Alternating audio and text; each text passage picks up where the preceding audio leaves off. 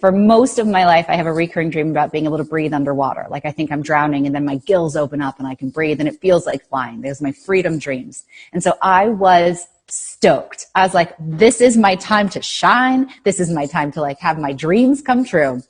And we had a water team that taught me two different techniques. One is what they use for free diving, which is how to hold your breath for a very long time. So now I can hold my breath for about 2 minutes based on these meditation techniques, which is a great skill to have if you have young kids. It really scares them.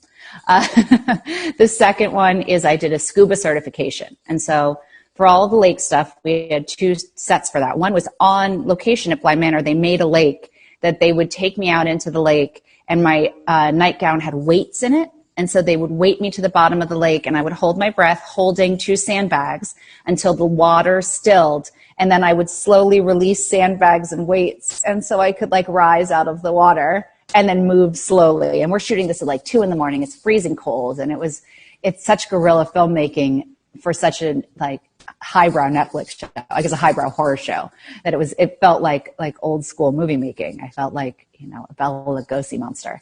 And then the second thing, when you see me under the water, that was tanks on a stage. And so we had a big pool, and at the bottom of the pool, they had dressed it with like, those fake plants in aquariums that they can like move.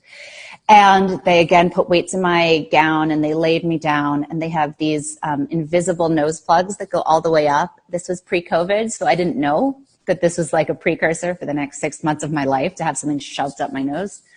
And I laid on the bottom, and somebody would come down with a scuba tank and a mask, and I would take a deep breath of air, and then I would hold my breath again for a long period of time. And there were speakers retrofitted into the walls of this tank. So Axel could say to me, like, open your eyes, close your eyes, open your eyes, close your eyes, because we had to shoot that particular series a bunch of times. And it was a joy. I felt like a small child having a birthday party. I was like, I'm breathing underwater, even though I clearly wasn't, like I was scuba diving. But it's one of my favorite memories of filmmaking.